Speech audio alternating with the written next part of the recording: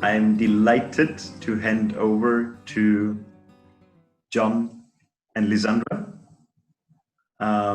who have been walking the shared path for the last, I don't know, I think it's more than 7 years now. And or more, okay. And formed the story of Dragon Dreaming quite a bit. So I'm very excited about this one. Over to you.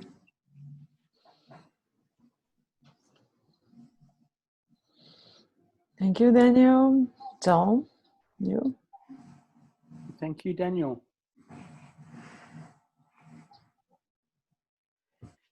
Yes. I would like to thank Liz, because for 9 years now, since 2011 when we met, out of all the people I know, Liz has been the one who's been researching the songline of Dragon Dreaming with a depth that has been exceptional, and has discovered aspects that even I, who was involved in the creation of it, was forgetful of. And so thank you, Liz, for taking on that task.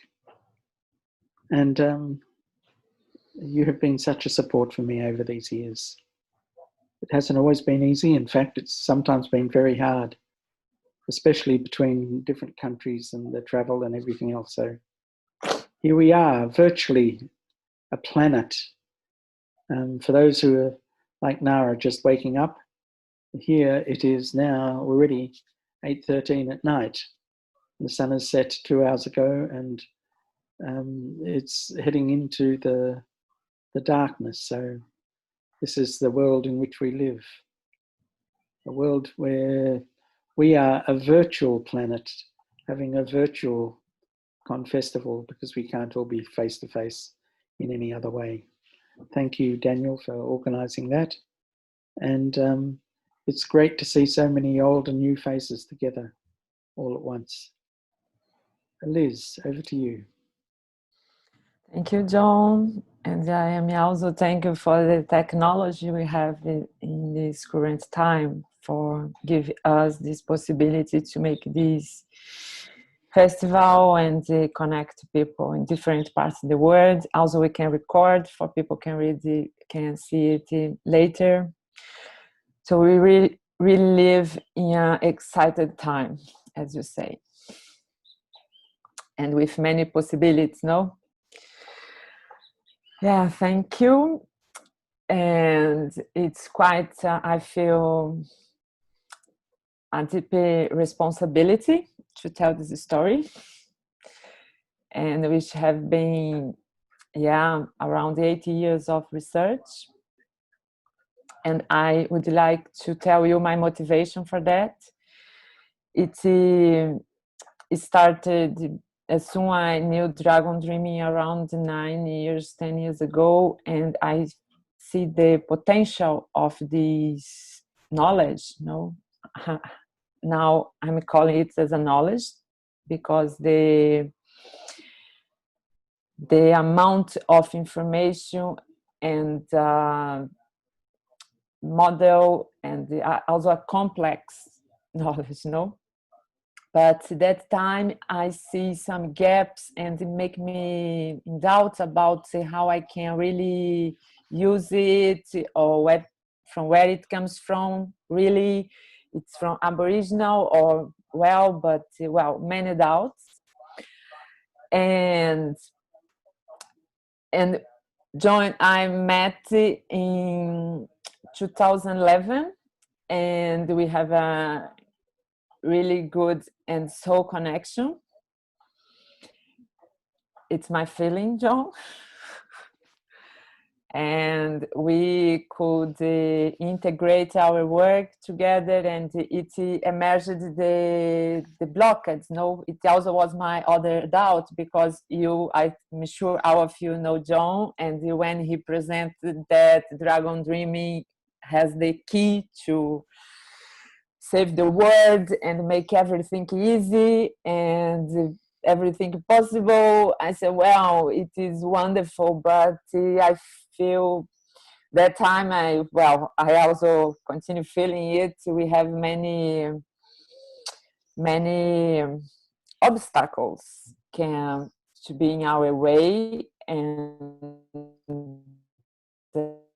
not make the things really easy. Then we start to discuss. I provoke John to see about the blockades and what could create obstacles in this wonderful way he presented for us. And the blockades, and my investigation about the blockades guide me for the necessity to understand dragon dreaming better, principally the story, because it will give me, and I think it give for us, the theoretical support and the more solid support to develop other kinds of investigation and how to go deep and discuss aspects of dragon dream. And in this perspective and these personal needs, of course, I bring my academic mind and to see it with more, make this research more systematic in the way it is possible, because dragon dreaming has no published document. And it is wonderful because John could spread this and inspire people just by himself. I celebrate you, John, because it is your huge gift, gift. You have this really capacity to involve people in your ideas and your enthusiasm. And it also was part of the challenge, for creating this investigation, to find things and really understand also, because the information was mixed, and also the timeline and how understand everything. And what I did after these years, when finally I understood, is create it for a didactic way, present it in terms of timeline. I think it is the best way to understand. And why I called it as a songline of dragon dreaming, it's because, maybe it's good, John, I pass for you. You explain what songline is. Then I continue later. Yes. Songlines are one of the cores of Australian Aboriginal culture. Most cultures in the world occupy a territory. It's a nation like Brazil or Australia. It can be a tribal territory, or it can be a kingdom or an empire. Aboriginal people didn't do that. What they created was a line that was a story that could travel from one side of the country to another. And the interesting thing about the songline, from an Aboriginal point of view, instead of dividing people into us and them, it brought people together because they all shared a different part of the story. And some people would share one part of the story and some people would share another part of the story. And what would happen is, if there was a year where there was a lot of food in a particular place, maybe 500 people would come together who shared the whole story. A story that could travel from one side of Australia to the other side of Australia through many different language groups.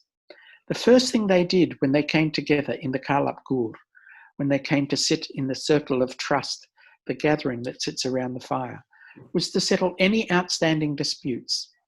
And then they would tell the story from start to finish. Now, Liz is going to share with us the story of dragon dreaming in this way, a story from start, when it began, to the present day. But it's not yet finished.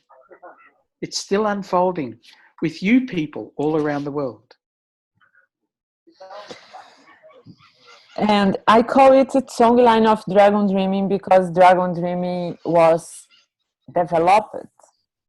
No, I think it's the better word than created, because it was developed through 30 years. And the songline of Dragon Dreaming across the songline of John. The Dragon Dreaming is directed, connected with the life of John, with the experience of John. I make this research as my master's degree in Gaia University, and I'm sure it is opened the door for the doctor. I don't think for Dragon Dreaming, but for sure it opened the door to create another research. And officially, I will start the Dragon Dream. I will show you when it officially could say appear the first graphic, the first wheel, the first idea. We can say it is Dragon Dreaming. You know, it is the beginning of the ideas. But say it is the songline of John. I could also say the door, John, open your mind to the word. And now I understand that when you realize it, you as individual and your mind open for the world, have something huge outside. Was that the story you tell when you was in your school with 13 years old? And I think it's a good way to start. You tell this story. Yes, in some way you can say that it began on Friday, the 26th of October in 1963. And what happened on that day? I was attending school in New South Wales, the other side of Australia, in Sydney. And one of the students had brought an early transistor radio to school. And we were sitting on the lawn at lunchtime listening to the transistor radio about the news that was unfolding in the world at that time. And what happened on that day? There was Russian ships sailing towards Cuba, and the American Navy had put a blockade around Cuba. And they said, if one of those Russian ships crosses the blockade, that will be the start of the Third World War. And it would be a nuclear war. And then the bell went and we had to go into class. And going into class, none of us knew if the Third World War had actually started or not. What I was to learn later, that in fact we came very, very close to a Third World War. What happened? There was a Russian submarine that was under the water, and the Americans were dropping depth charges, explosions, to force the submarine to come to the surface. And the Russians thought that the war had started, and they were going to launch a nuclear torpedo against an American ship. But to launch this torpedo, there were 3 people on the ship that had to agree. And 2 of them agreed to launch that torpedo. But one of them, a man by the name of Akimov, said no. And he alone changed the history of the world. He alone prevented a nuclear war from starting on that day. Now, when I went into the class and I didn't know if the World War had started, for me, this was insanity. It was craziness. And there was a part of me as a 13-year-old at that age that committed myself to work towards healing the insanity of the earth. Now, what I realize now is that we traded a hot nuclear war of insanity for another kind of insanity. Climate change is another kind of insanity, but it's a slow motion insanity. It's not going to happen in one day, but it's going to happen. If we don't stop it from happening, it's going to happen this decade. So we have an opportunity now to make a difference. And in a real way, my commitment to Dragon Dreaming began on that day when I was 13 years old, the 26th of October, 1963. Thank you, Liz. So at the time, of course, he didn't know we existed Dragon Dreaming, but Of course not. Yeah.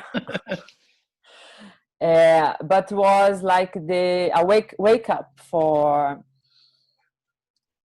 we can make something. It's my feeling, John. You wake up for have some. I can make some difference in the world. The responsibility for change. Yeah. So it's the call to adventure. I will share my screen for we follow this timeline to be easier to see and follow me. Yeah? So I have presented in the training for Dragon Dreaming, and I'm so happy now I can share with all of you.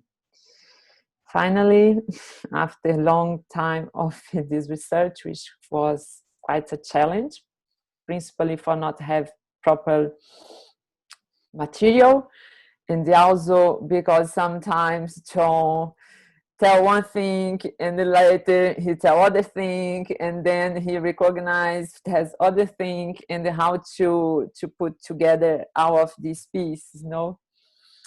But have been a really interesting journey. Thank you, John. As I say, it is my personal Dragon Dreaming journey, and I make it my master's degree. And basically, I could, of course, to use many kinds of materials outside the Dragon Dreaming, and my choice was to use the beginning of the writings by John, which it was the thesis submitted for his doctor. I will show you, and it is definitely is the point where he showed to the world the first will of his idea, the first, we could say, the first will of Dragon Dreaming. I will tell you. Also, the manual of empowerment, I also will show you, and the fact sheets. I have some concern, and John knows about that, about the fact sheets, because the fact sheets has many ideas together, and it's quite hard to see and to define what it's exactly about Dragon Dreaming or not. For example, has one fact sheet is the name is the Story of Dragon Dreaming, but when you read that, I also have suggested John to change this title, because when you read it, it is the story of Gaia Foundation. So, and I think these materials can create a misunderstanding about Dragon Dreaming. And then the fact sheets, I use it with care for not make the things more confused. But of course, the fact sheets, it's a wonderful material to understand how is the way John think, and what is in his mind, and how his thoughts work. No, fact sheets, it's wonderful for it. And I used principally the references was in the thesis. It is definitely the what can offer for us the basement, the first ideas and the first assets John had and published in more organized way and academic way, and more, could say, give it more solidity for his thoughts. And then my experience, I had the opportunity at the same time to make the investigation, is working with this, with the subject, with Dragon Dreaming in the projects, in workshops, and working with John, which give me the access of understanding him, you know, and question him, and try really put these pieces in to understand the How Dragon Dream. Which wasn't easy for Liz. No, it wasn't. But have been really good, John. Deep learning, included by Dragon Dreaming. Huh? And personally, and it's interesting too. Yeah. It's interesting that for the first time in 40 years, Liz is the first person to have read my PhD thesis, and the only person to have read my PhD thesis. So thank you, Liz.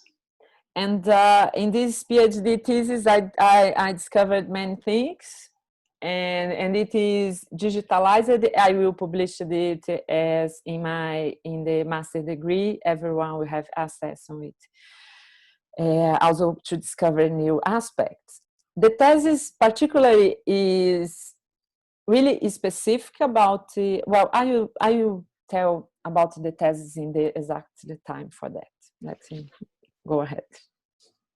So the first huge, I could say, John, they also give for you many inspiration for when you went to the Papua New Guinea. You were full of Paulo Freire thoughts, no, and his personality.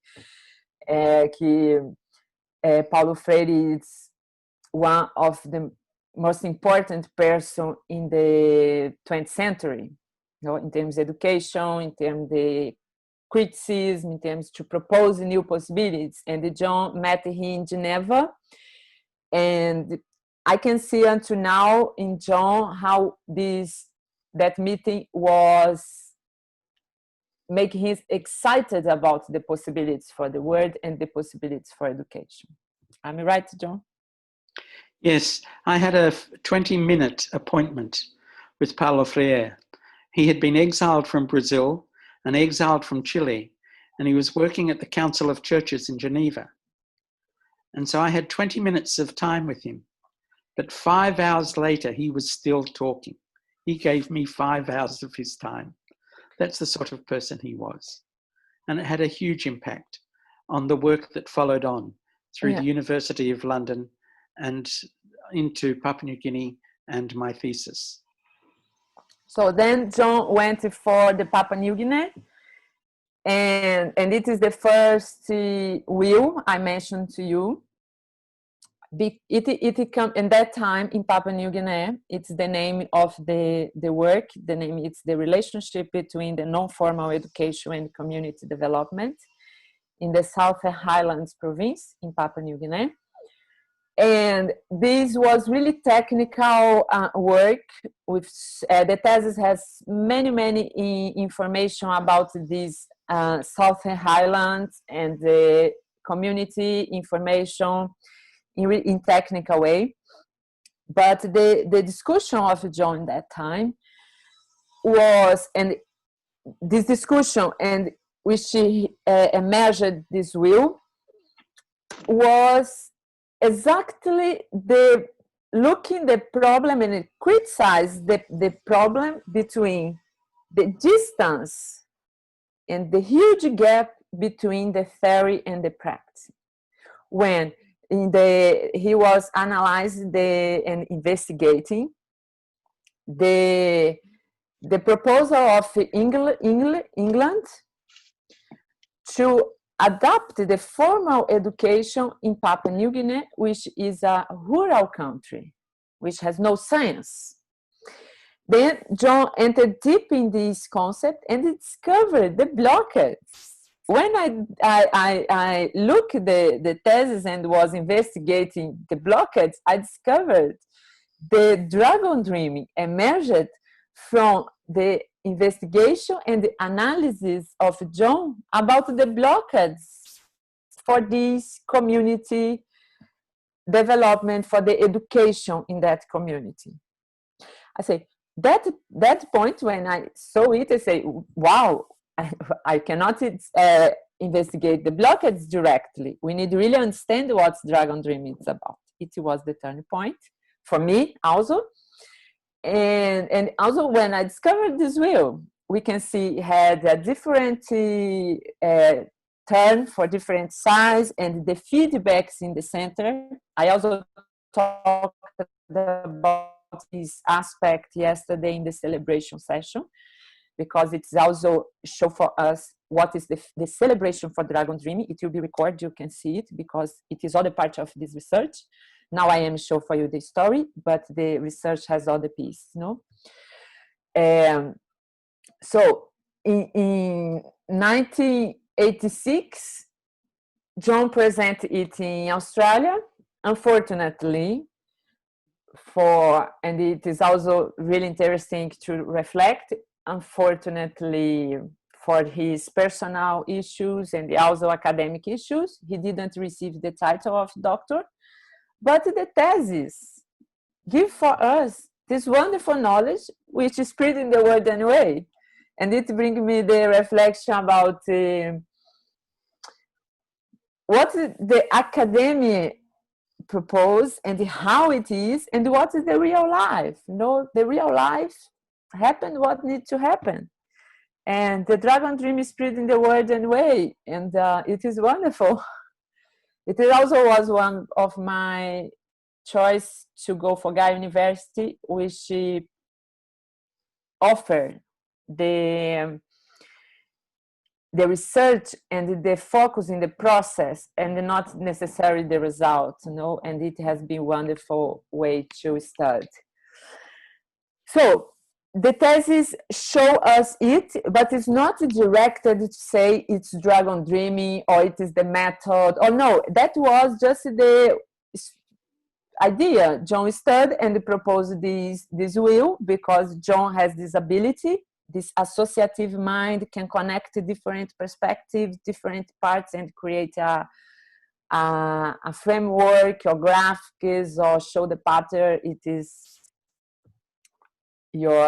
I think it's one of your huge skills, John. Just one thing that I'd like to share is that in the Southern Highlands of Papua New Guinea, it was a project I was working for the World Bank. And it's interesting that I had always wanted to work for international organizations like UNESCO or the International Labour Organization, where I met Paulo Freire, or the World Bank. And we did 10 different projects in the Southern Highlands. And so it was an analysis of what made some of these projects successful and blocked others that Liz was talking about, that led to this model. And it led to a model of how can we compare projects that are very, very different. How can you compare a chicken project with an adult alphabetization project, or with a youth group, or a women's group, or with a water supply project? And so that's where this model came from. One other thing too that is really interesting, and the reason why the thesis never produced a doctorate, was one of the things I showed was that by sending Papua New Guineans to schools based on the Australian or the British model, each time they increased the school enrollment, it increased the crime rate in the country. The crimes got worse as a result of sending children to school. And the reason why was because Western education, primary school education, was to prepare people for high school. And high school was to prepare people for university. And only a tiny minority of the people would ever get to university. So that the formal education system was completely inappropriate for village life. And the children who went through school would leave the village and move into the favelas, the shanties, the slums on the edges of the big cities that were run by criminal gangs, and they would move into crime. But when I said this, one of the examiners of my thesis had been the Secretary of the Department of Education that was promoting Australian-based education in Papua New Guinea. And he did not like my thesis at all. And so it was one of the reasons why he said I had to completely rewrite my thesis. But I wasn't prepared to. I had written it, I had submitted it, and I was prepared to let it stand. And as I said, there were 5 copies produced, and Liz has got one of them. Thanks, Liz. Well, and the people also have this thesis soon. I hope next month. So, and but as I said, no, John, it didn't limited. It didn't. I forgot the word, but you could continue spread your thoughts anyway. So, and then now make these word movement. No, and it's really wonderful. So after that, this event in Papua New Guinea was so encouraged by John, no, to after many years of study, and I felt it's quite activism against what they are proposing. No, with English people was proposing and the question and didn't accept the reality, and you say no, I will not change for you, and keep your opinion and keep your perspective. Space नहीं है, पूरा dance same है.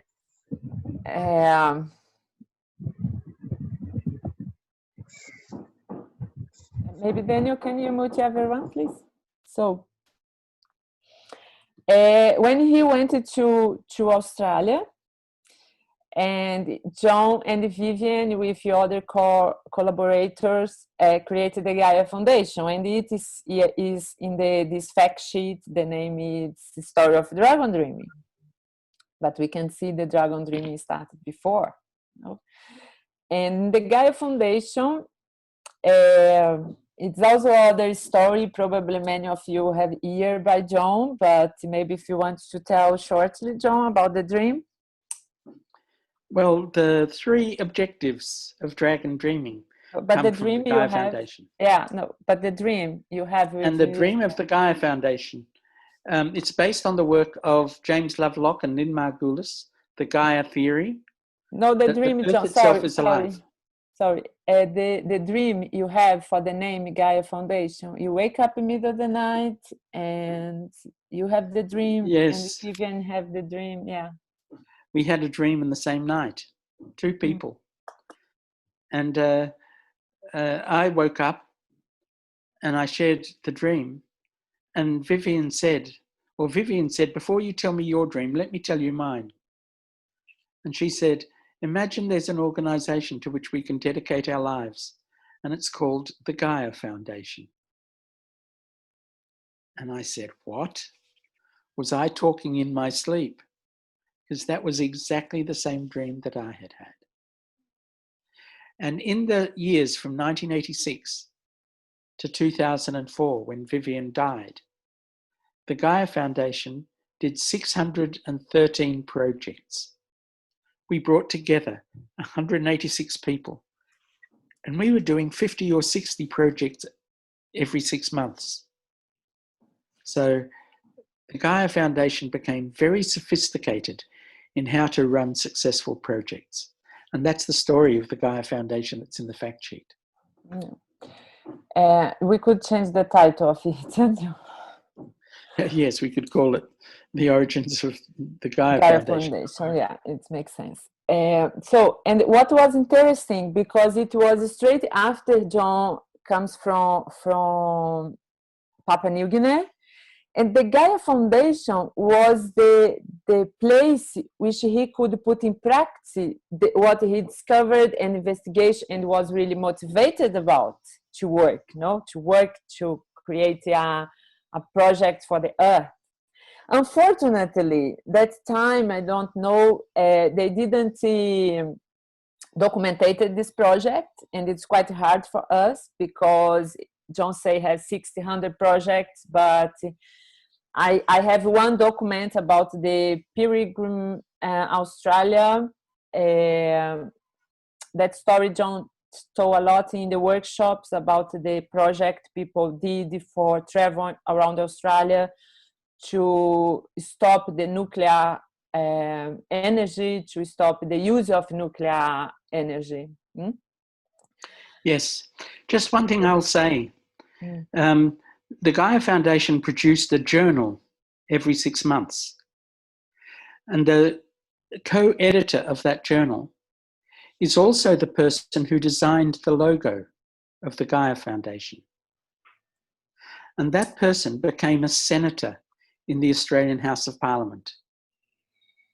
And he took all of his work that he did for the Gaia Foundation through the logo and through the journal into his experience as a senator in politics. So it had an influence and an impact much wider than we ever dreamed. Thanks, Liz.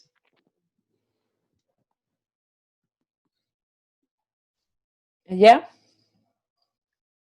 No. So I have, unfortunately, John didn't find and I haven't access of these journals, but I have one.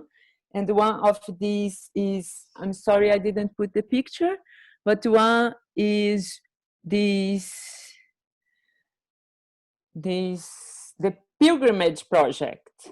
No, they walking 18,000 kilometers around Australia. And John tells this story, sometimes in workshop, probably you hear about. But what I'm saying I want to share is the Gaia Foundation was the place which could put in practice. No, I felt maybe because this, John put this reference as the Dragon Dream is the story of Dragon Dream start there. But well, as I said, it started before. But it created the environment and the motivation to put in practice and developed the techniques of Dragon Dreaming.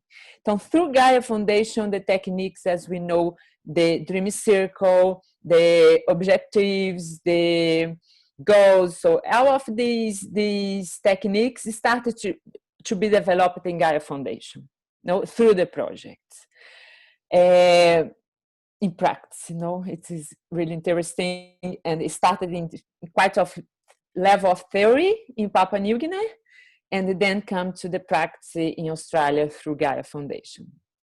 And also through this motivation, of course, he created a course, in Australia, but it will be in the publisher that you do in Gaia Foundation. It is there. This material, this manual, but the manual is divided in this moment in the steps, the 12 steps. It is other important point. The 12 steps as the first wheel I show you. He followed this idea of these steps based in the first wheel. And that time, was 14 weeks, divided in 2 hours per week. It was in the end 28 hours, of course. But he also gives for you this movement to start to organize the information.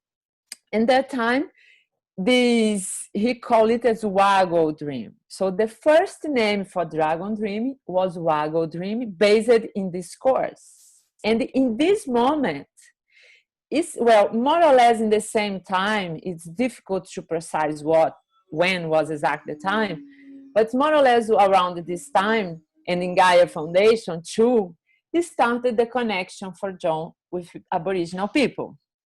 So Aboriginal people, Aboriginal spirituality enter in the Dragon Dreaming in this time. It's not the first inspiration. I think maybe it's not important, but it can create some misunderstanding about how the Dragon Dreaming connected with Aboriginal people. Dragon Dreaming brings so much from Aboriginal since this time, but he also brings so much techniques John knew through his studies about planning projects. And his as I say, this ability of he create associations and the theories associations, he could put these things together, you know? And the first time was Waggle Dream. And what is Waggle Dream, John? Maybe tell you. Yes, what happened was, I live in the southwest of Western Australia, in the land of the Nyungar people. The Nyungar is one of 300 different Aboriginal languages in Australia. And the songline, one of the very important songlines of the Nyungar people, is the songline of the Waggle. Now, the Waggle, Europeans describing these stories described it as a rainbow serpent, and they thought it was mythical. But the interesting thing is, in the last 30 years, they have discovered that the Waggle was in fact an actual snake that lived in Australia up until 15,000 years ago. And the Aboriginal people described the Waggle as a snake that had hair on its head, because it lived during the Ice Age. Now, when I was creating this course, the course on community development at the University of Edith Cowan at University of Western Australia, the University of Technology and Community Development, we had 20 people for the 14 weeks doing the course. And they had to, at the beginning of the course, they had to create their own project, and they had 14 weeks to go right through the project and bring it to completion.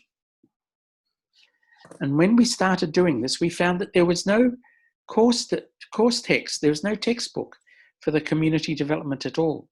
And so that led to the creation of the manual. The manual divided into 12, as Liz was saying, 12 sections, and with 5 modules in each section.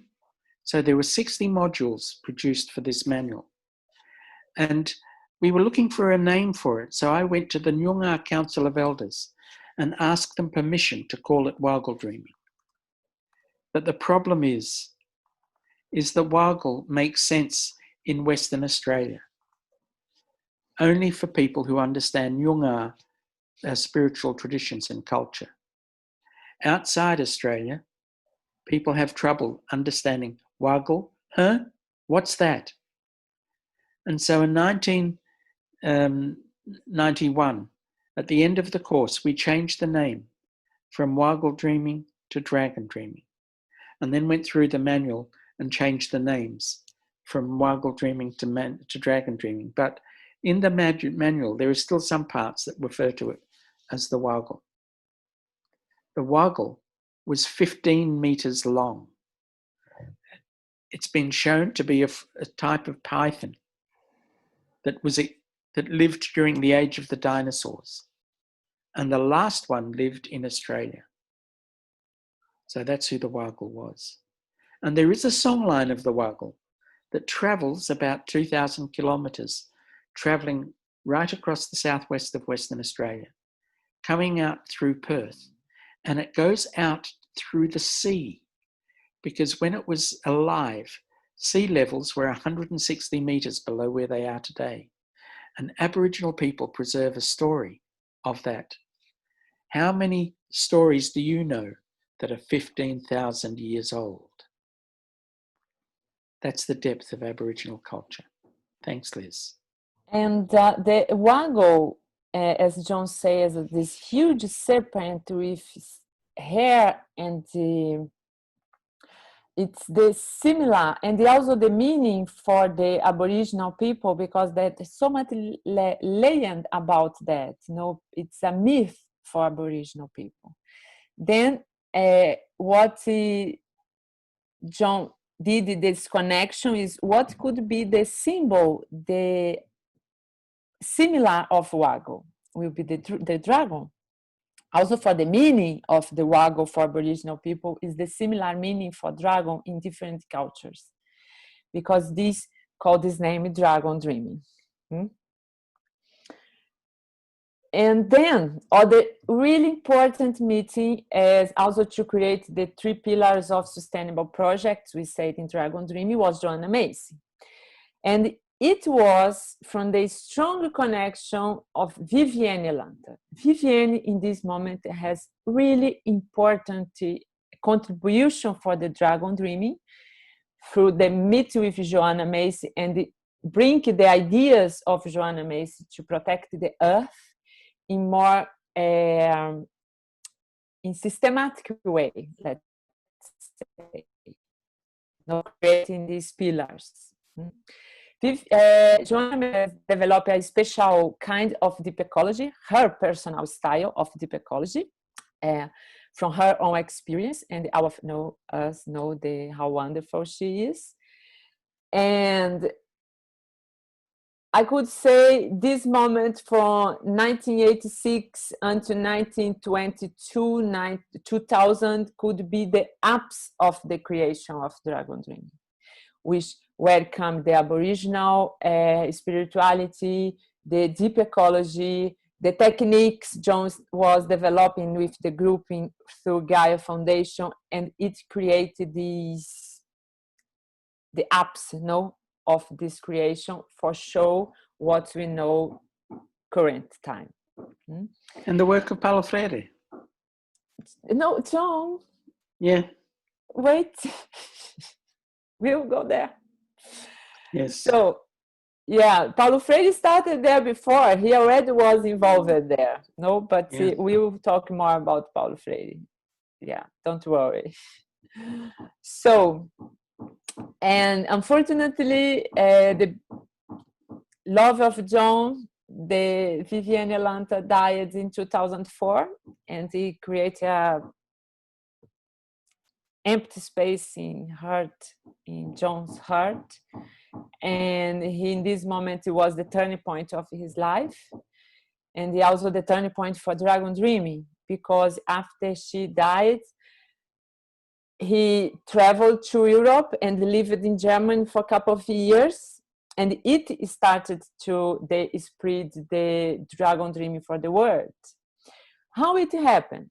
It happened when John was in the workshop in Germany with Joanna Macy, and she invited him to talk about his work in Australia.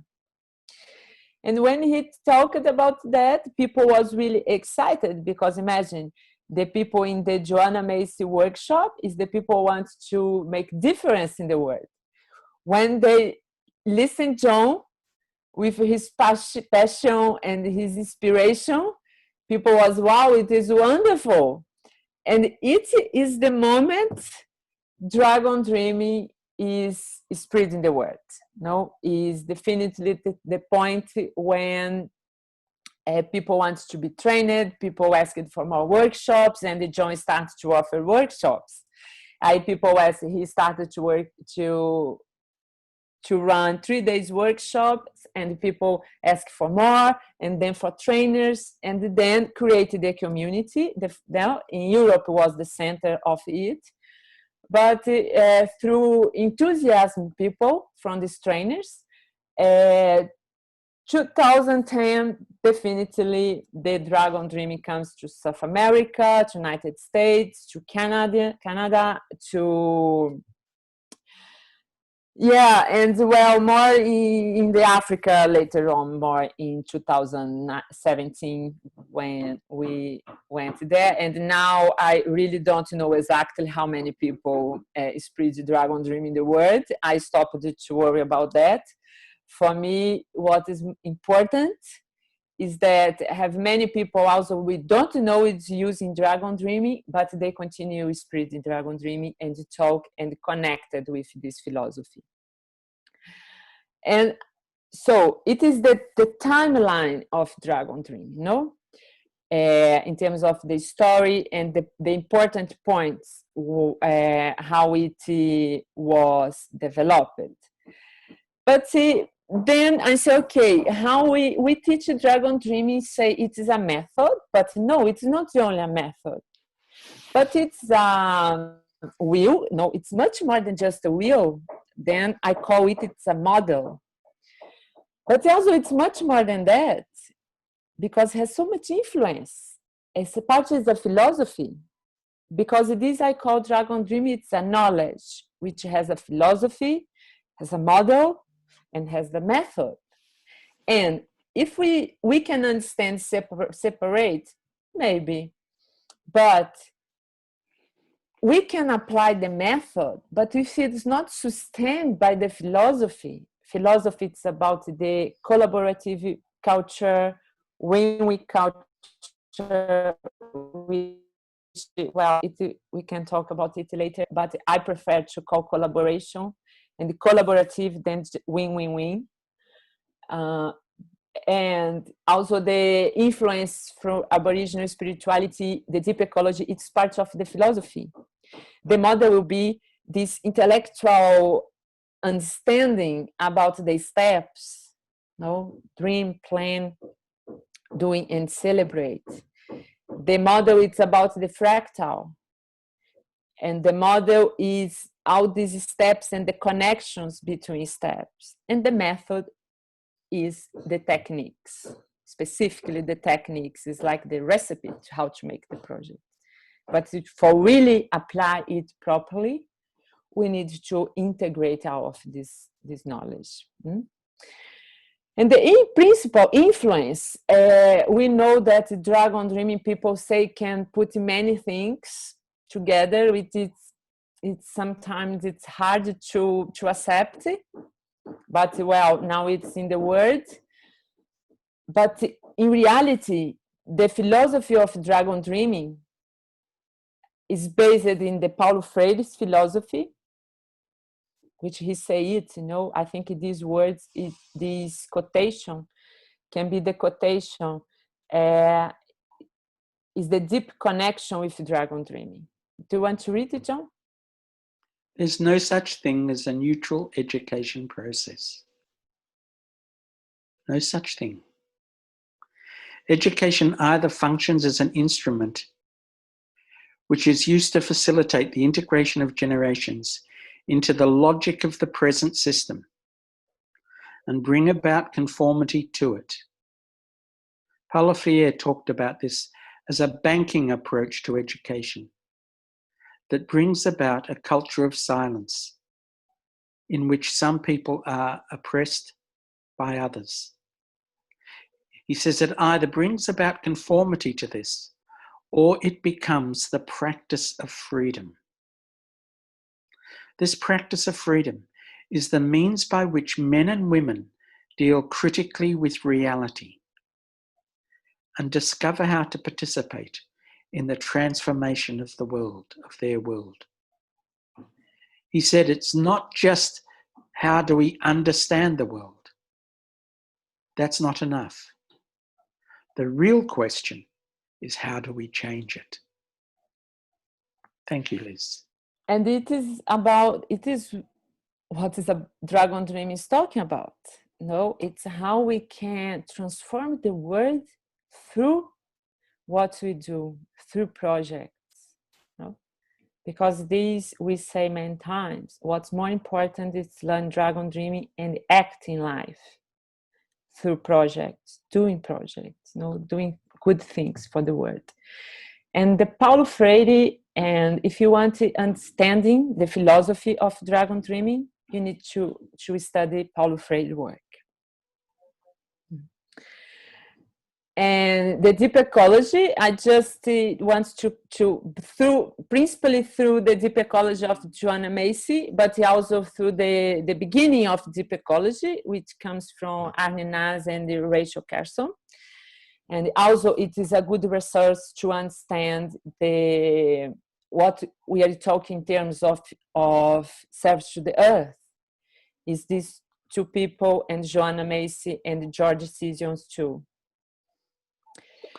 And also Australia Aboriginal entered in Dragon Dream in many ways. Through all this story I told you, is then we can see the Pinakari, Kalapigur, Karabeard, the concept of dreaming, it's connected with the Aboriginal spirituality. In terms Yes, of if I can just say something about that. There is a wonderful quotation I'd like to just share with everybody that says, "We are only temporary residents in this time and place. We are only temporarily here. Our job, we are here to learn, to love, to act, and then we go back into the country from which we've come." It's the core of Aboriginal philosophy. Thanks.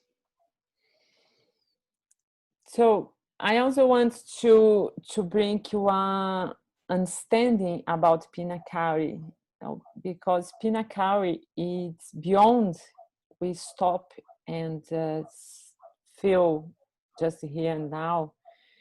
It's an attitude of to be in the world, listen what is around me, deep listen about what is around me.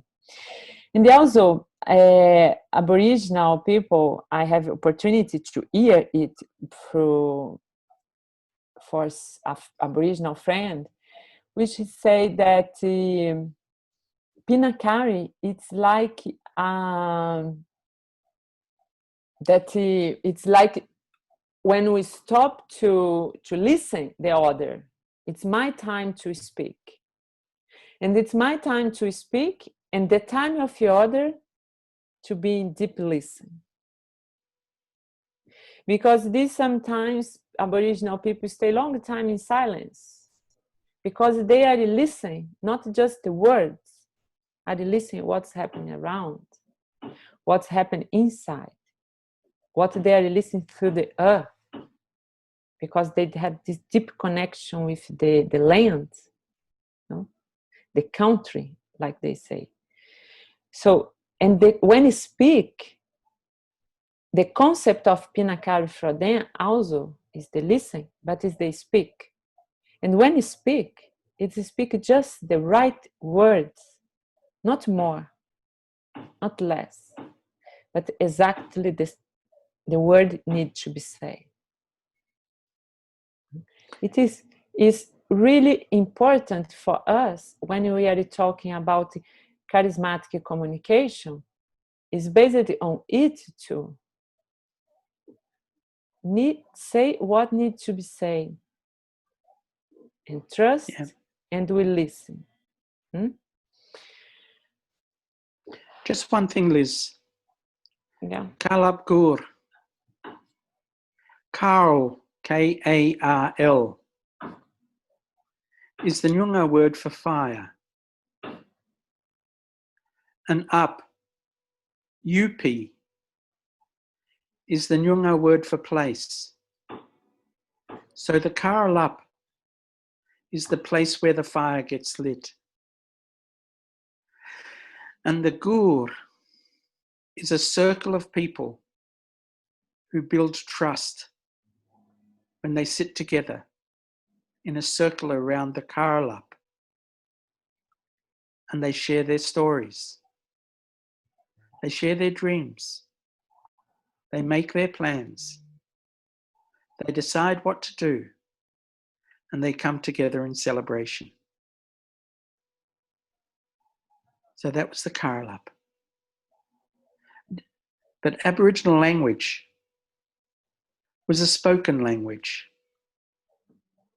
And so even though from a Nyungar point of view, they would say that that word is spelt wrongly, it really doesn't matter. Thank you.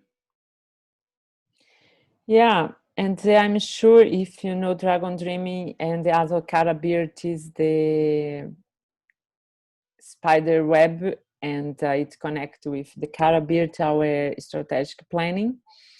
So we could go deeper about these meanings and words, but I would like to have time for we answer some questions or comments.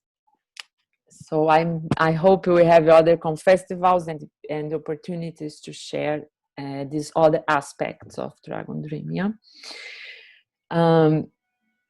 And the other important theory based the philosophy and also the model of dragon dreaming, because the living system theory show for us the concept of fractal, the concept of spiral, and all this movement. It's in the model, and it's other important theory and the perspective to understand dragon dreaming. So you can find Fish of Capra, Stephen Harding, so many authors studying Gregory living system theory. If you go deeper here, you will understand deeply the dragon dreaming model. And based on that, I used this model, also this graphic, to understand how is the connections in the project and in the individual and environment, the theory and the practice in the dragon dreaming model, is to see the project as an open system, and also we as individual are open system. And what is the open system? The open system is inside the environment. It's completely connected with the environment. Receive the inputs, and this is the important point. Has a reorganization of this information. Has throughput of this information, and then we send it for the environment through action as an individual. And the project also, when have the organization inside the project, also has the output. And it created the feedback system.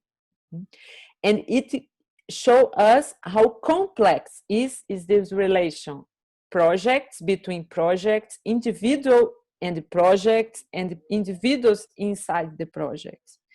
And it created the complexity of collaborative work, because it's this huge dimension of one open system.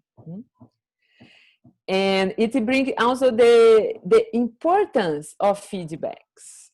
The importance of the feedbacks makes us reflect enough to say that dragon dreaming is not 12 steps, because 12 steps is based in 3 steps in each quadrant. But it is a fractal. And if it is a fractal, we need to have the 4 steps inside each quadrant. And they have the argument of the feedbacks in the center, but it was quite, so it's not really concrete for we talk about model, no, the solidity of the model. Then we, well, I'm not sure, but I think the last 6-7 years, which when we started the discussion, John and I have used and teach the dragon dream. It's 16 steps, and the early 1 month ago, John comes with the 17, which personally I question it, but consider the center, it's 1 step. I could say why I question it, because I think the center is when we could be in the complete unity in the world, not in this world. And this world is not possible, because this world is material, has dualities, has the development. We will, in this world, in this earth, as human beings, we are in constant development. So in terms of the project, I see it's realistic we work with 16 steps in terms of model, in terms of theory of model, but we can consider the center 17 steps. Personally, from my studies, from what I have seen, and from practice, and using the model, I prefer to say we have 16 steps, also for make sense to talk about fractal. But I know it can open a huge discussion, and we need to have time for really go deeper about these discussions. But based in the theories, created this model, I could say the Dragon Dream has 16 steps. I go ahead, then we can talk in the end, just because the time. So, and the symbols and myth, it's other important part to say about Dragon Dreaming, because also have many kinds of information we see people saying. And what I can say is the principal symbol and myth in Dragon Dreaming is the dragon. No, it is the myth and the symbol of Dragon Dreaming. And the hero is, I don't say it is part, I don't find how it is part in the model properly in the story. I see it's inspiration through John, the hero. It's quite wonderful because we have this monomyth, but when I travel and have contact with other cultures, principally in the Orient, the concept of hero is different. And then I see the hero doesn't work for all kinds of cultures. Because it is, I see Dragon Dreaming can assess the different cultures, but the hero myth not properly. And I prefer to say it is an inspiration symbol for the Occident, for us here, but it's not universal. Of course, Joseph Campbell can say and argue about that, but when we enter deep in some kind of cultures, like in Africa, in China, in India, it doesn't work like we understand the hero, no? But for sure, it is something John brings, wonderful. And I just say, let's take care, if you are teaching Dragon Dreaming, you take care about the universalize, it's this word, make the common for our word. Let's take consideration the cultures and the understanding the symbols for each culture. It is really important, respect also the people cannot understand when we talk about the hero. And in the end, yes, the element is part of the symbol, is part of the model, is part of the understanding about the will and the direction of the will. Because I show you the first will, and it was being connected with Aboriginal spirituality, deep ecology, and these 4 elements is part of the story of the will. Maybe we need the other session to talk about the will properly, they enter deeply in what it means the model of Dragon Dreaming, but they are the elements of the will.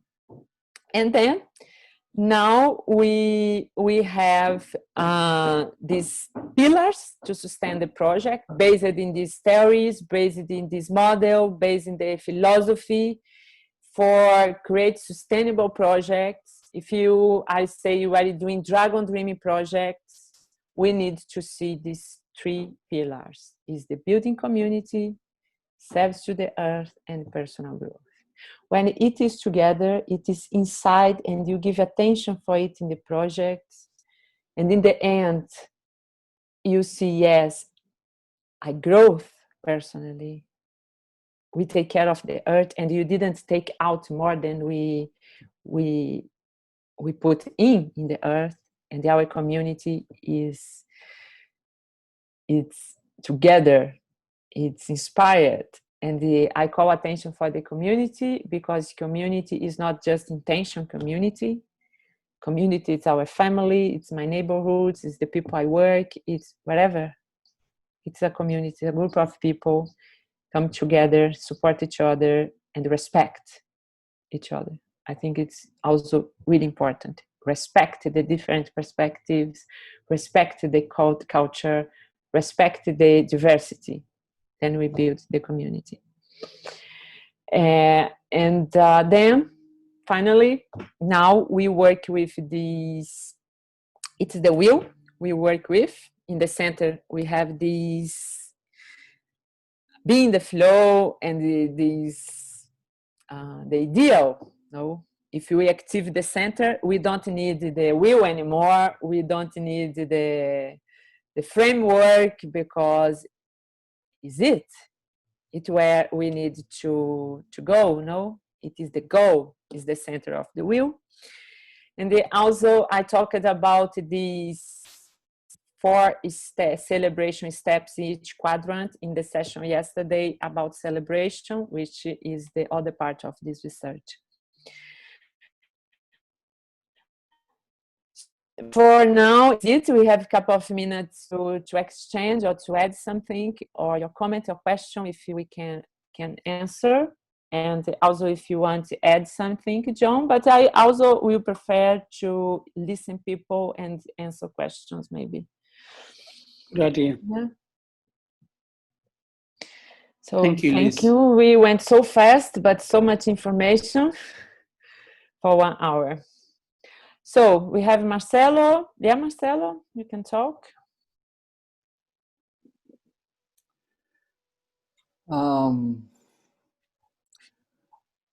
If I come to tears, please don't mind.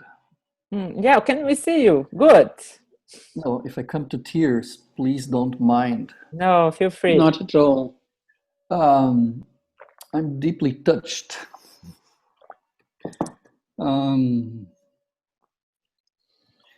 There's too much to be processed in this brief presentation. Beyond the work, Liz, thanks for bringing all the pieces together from your experience. And thank you, John, for deeply contributing for this to be continued in a thread of story and songline, as you referred to.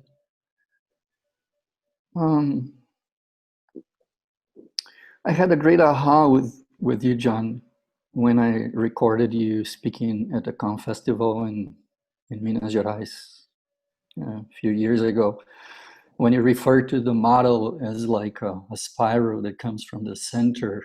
And now I see Liz referring to the center as you two talked about. And that's the vortex of ascending and descending and expanding and learning all along, with the 4 quadrants as the 4 parts of our neural structure. And the reason I'm so touched is I'm always synthesizing things, and I'm getting so much from this conversation, and I just want to thank you for bringing this about. I'm processing. I just want to express my deep gratitude for what you're bringing forward, not just to the community, but to us all, into the world. Thank you so much. Thank you for your appreciation. Thank you. Peggy.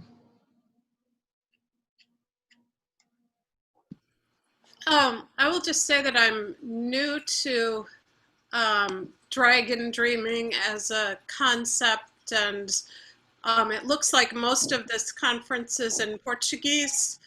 So I was just wondering, where is the best place to find out more and have community with people who are doing dragon dreaming?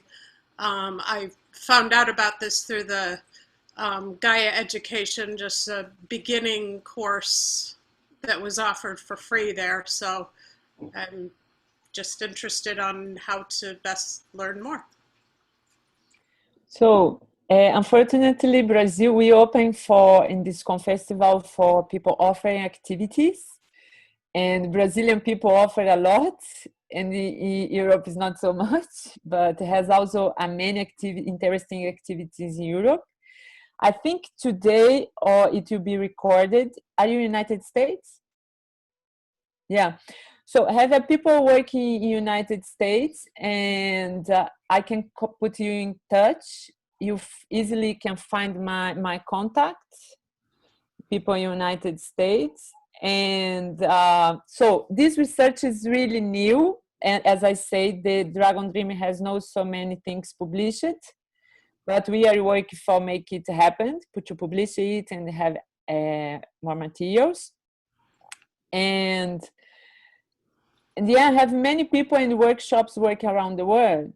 So if you can send me an email, I can put you also in our mailing for the workshops and send you things. Okay, I send it here because yeah, have many people around the world. You are entering in the field. Okay. Yeah. Just one thing too. There are some projects on the west coast of United States. A woman by the name of Linda Seeley on Vashon Island near Seattle. And also too in Canada, there is a center in the Penticton Valley that has been doing dragon dreaming. And they've actually done workshops with me in Canada on dragon dreaming. So that too is available. Also too, if you get in touch with Daniel on this list server, he can put you in touch with other people in Europe who've been working too in English around the issue of dragon dreaming. It's and the some website. of the materials that are available there. So that's another resource that's available for you. Okay. And actually, interestingly, I've started in the last 2 days in the Confestival, getting in touch and connecting more with some people from the US and Canada. So one guy in Canada, an English guy actually, Stephen, he really asked for the North American crowd to connect more. So that's something we'll try to do over the next few weeks. So Peggy, maybe you also drop your email into the chat and then we can reach out to each other. Okay. Ilona? Ilona.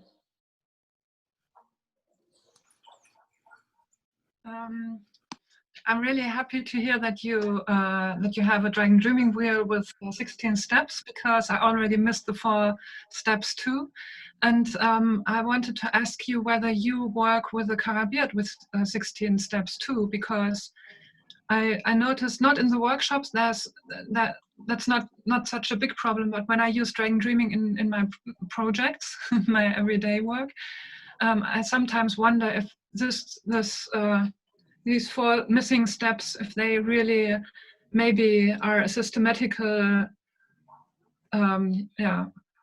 difficulty, because maybe because these steps are missing, information got lost or stuck somewhere. Do you have experiences with the Karabirt with 16 steps?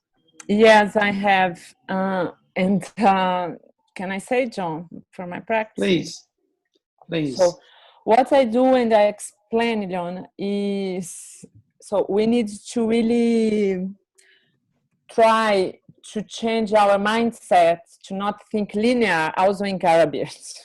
Although the Karabirt try to put us in this no linear time, but also the other side, yes, put us in linear time for the steps. And what we do is we put the revision as, well, I'm not sure if I will find one model of Karabirt for it, but maybe if I explain, you can understand.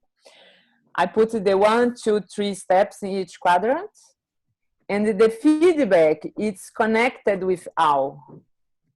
You know, I write the revision is in the, because one thing we need to put in mind, and it is what to change the mindset, is the feedback happen all the time. What we need to work about ourselves is to learn to have this openness, to see what emerges all the time, and to stop to the real feedback or revision when it's necessary, or the reevaluation.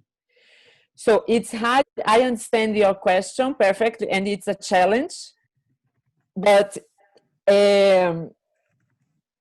what we need to put in mind is, although didactically the model put the 4 steps in each quadrant, it doesn't it's not a step separated like we say, let's do the gather information is a dream circle.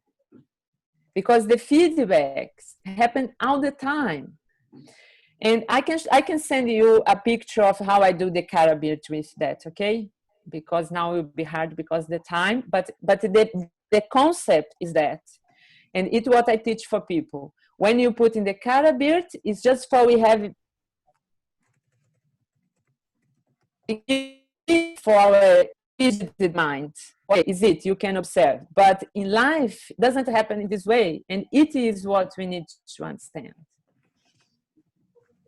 And I send you a picture. Thank you. John, do you want to add something? Well, we have discussed. No. I think you're right. That the revision is the feedback in the dreaming stage. The reconsideration is the feedback in the planning stage. The re-evaluation is the feedback in the doing stage. And the reflection is the feedback in the celebration stage. And you're right, because you can look at the 12 steps going down, but there's that feedback loop in each of the quadrants that makes it a non-linear process.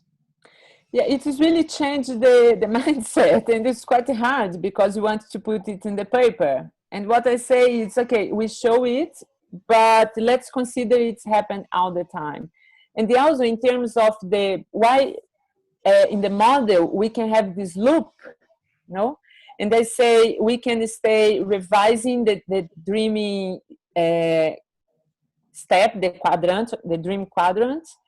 How many times we need? I have passed the experience in projects. We did the dream circle, we need revise. Some people left after the feedback in the dream circle. It was wonderful because when we make the dream circle, we can really see what the project is about.